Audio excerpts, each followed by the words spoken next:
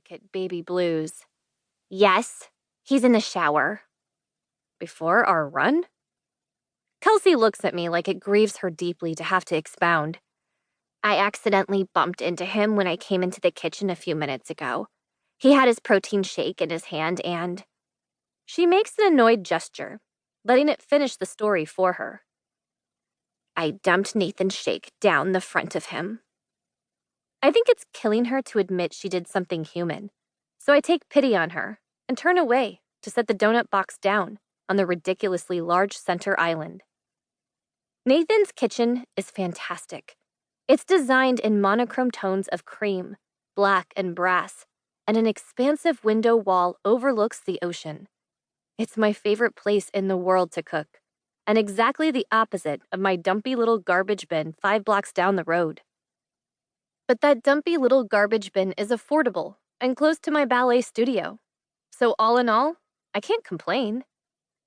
I'm sure it wasn't a big deal. Nathan never gets upset about things like that. I say to Kelsey, waving my white flag one last time. She takes out her samurai sword and slices it to shreds. I already know that. Alrighty then. I take my first sip of coffee and let it warm me under Kelsey's frigid stare. Nothing to do but wait for Nathan to surface so we can get going with our Tuesday tradition. It dates all the way back to our junior year of high school. I was a sort of self-designated loner in those days, not because I didn't love people or socializing, but because I lived and breathed ballet. My mom used to encourage me to skip dance occasionally to go to a party and be with my friends.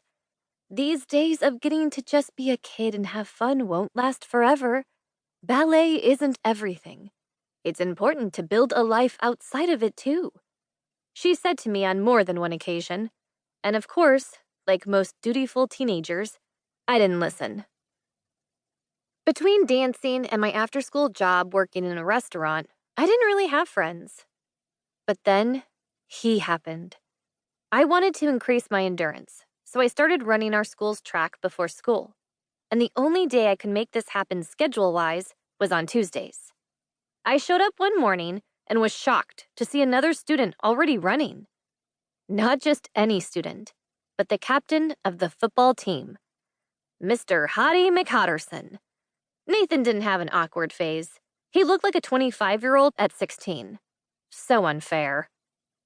Jocks were supposed to be rude, chauvinistic, full of themselves. Not Nathan. He saw me in my scuffed-up sneakers, curly hair piled on my head in the grossest bun anyone has ever seen, and he stopped running. He came over and introduced himself with his huge trademark smile and asked if I wanted to run with him. We talked the entire time. Instant best friends with so much in common, despite our different upbringings. Yeah, you guessed it. He comes from a wealthy family. His dad is the CEO of a tech company and has never shown much interest in Nathan unless he's showing him off on the golf course in front of his work friends. And his mom pretty much just hung around and badgered him to make it to the top and bring her into the limelight with him. They always had money, but what they didn't have until Nathan made it big was social standing. In case you can't tell, I'm not a huge fan of his parents. So, anyway, thus began our Tuesday tradition, and the exact moment I fell for Nathan, I can pinpoint it down to the second. We were on our final lap of that very first run together when his hand caught mine. He tugged me to a stop, then bent down in front of me and tied my shoe. He could have just told me it was untied, but no, Nathan's not like that. It doesn't matter who you are or how famous he is. If your shoe is untied, he's going to tie it for you. I've never met anyone else like that. I was so gone for him from day one. We were both so determined to achieve success, despite how young we were. He always knew he'd end up in the NFL, and I knew I was headed to Juilliard and then to dance in a company after. One of those dreams became a reality, and one did not. Unfortunately, we lost touch during college. Fine, I made us lose touch. But I serendipitously moved to LA after graduating when a friend told me about another friend who was looking to hire an assistant instructor at her dance studio.